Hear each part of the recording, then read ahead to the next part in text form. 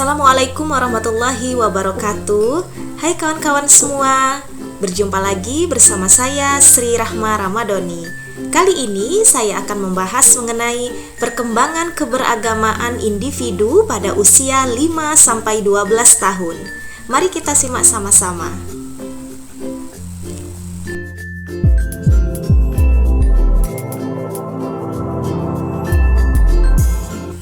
Baiklah, di sini Aristoteles merumuskan perkembangan jiwa anak pada 3 fase perkembangan, yaitu fase pertama pada usia 0-7 tahun yang disebut masa anak kecil, dan kegiatan pada fase ini hanya bermain.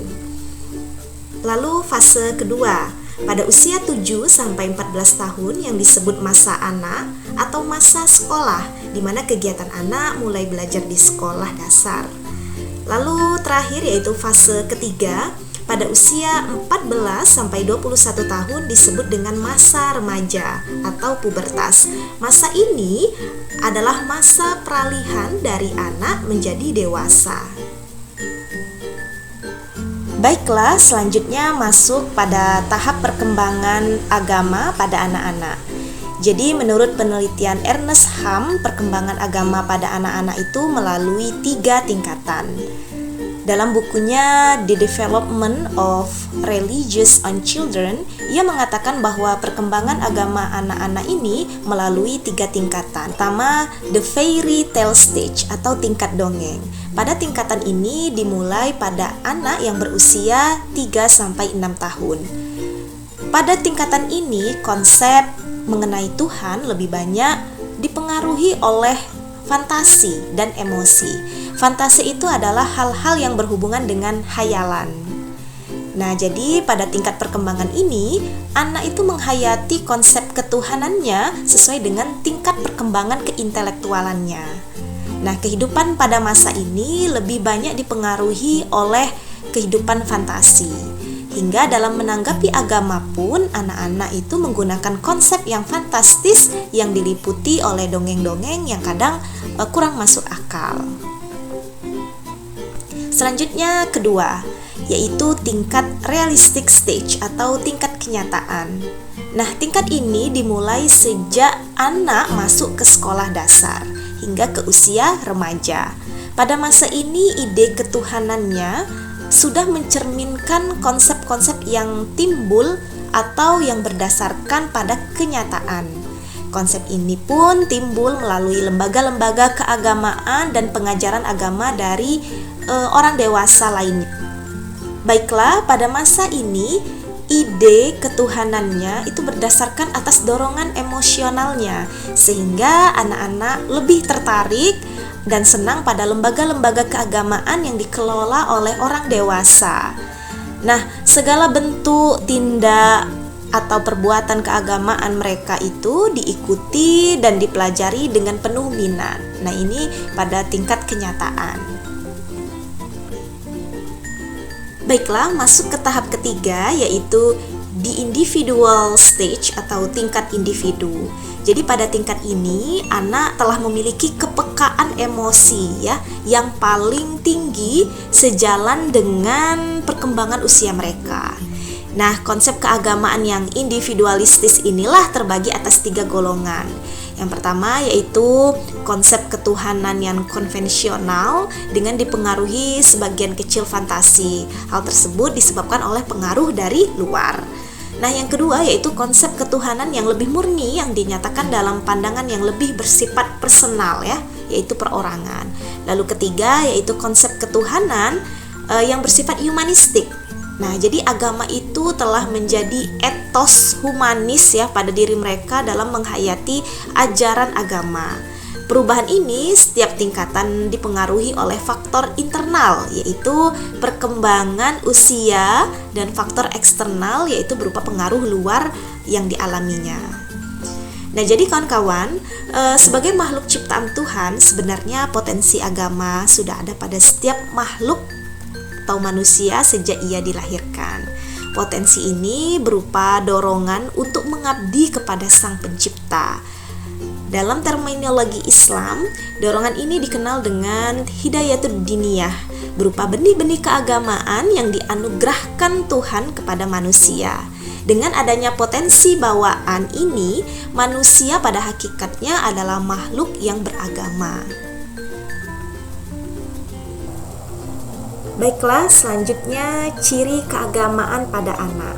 Yang pertama ada unreflektif atau kurang mendalam.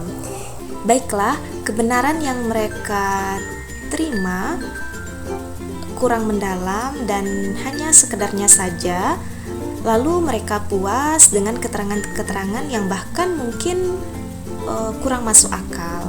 Namun ada beberapa anak yang memiliki ketajaman pikiran, mereka dapat menimbang pikiran yang mereka terima dari orang lain. Baiklah, di sini ada 2 contoh tentang penelitian Prof. Yang pertama, pada suatu peristiwa, ada seorang anak mendapat keterangan dari ayahnya bahwasanya Tuhan itu selalu mengabulkan permintaan seorang hambanya. Lalu suatu hari si anak tadi berjalan ke sebuah toko dan ia menginginkan salah satu benda yang di toko tersebut, ya mungkin topi kerucut ya.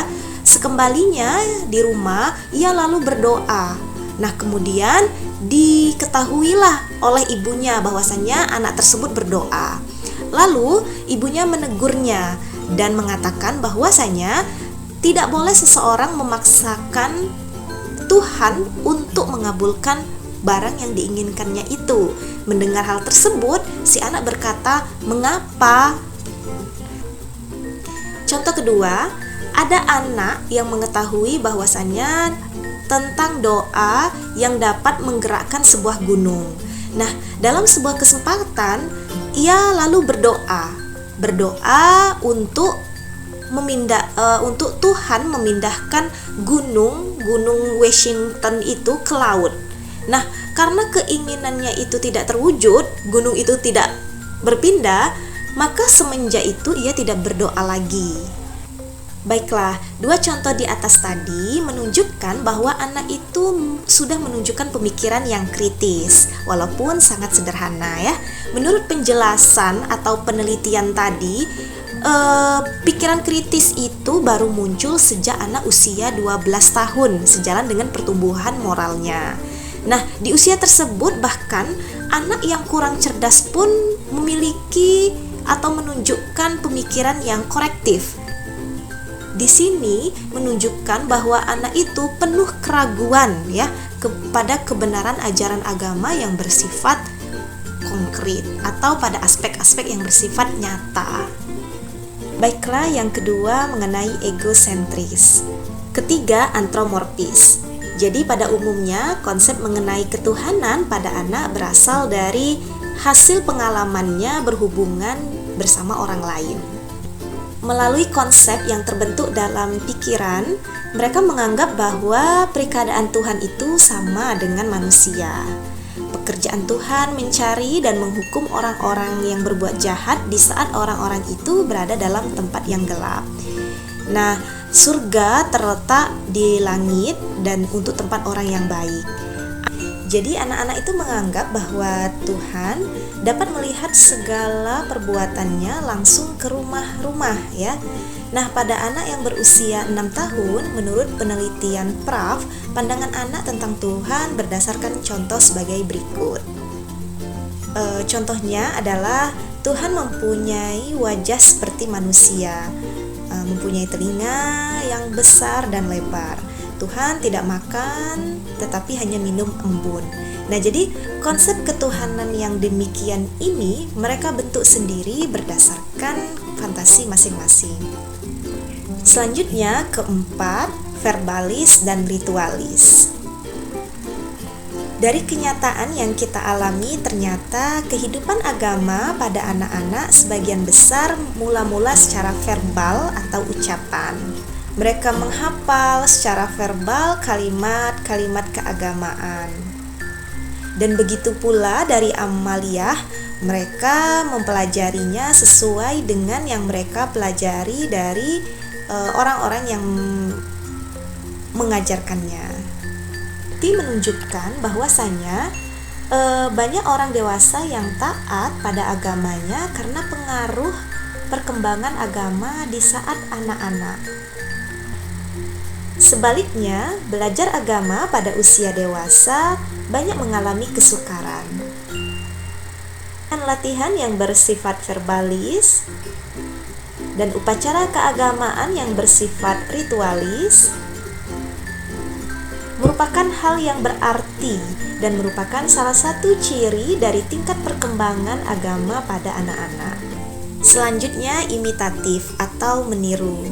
Dalam kehidupan sehari-hari, dapat kita saksikan bahwa tindak keagamaan pada anak-anak diperoleh dari meniru. Contohnya berdoa dan sholat. Mereka melakukan atau melaksanakan dari hasil mereka yang melihat di lingkungannya, baik itu berupa pembiasaan ataupun pengajaran yang mereka dapat.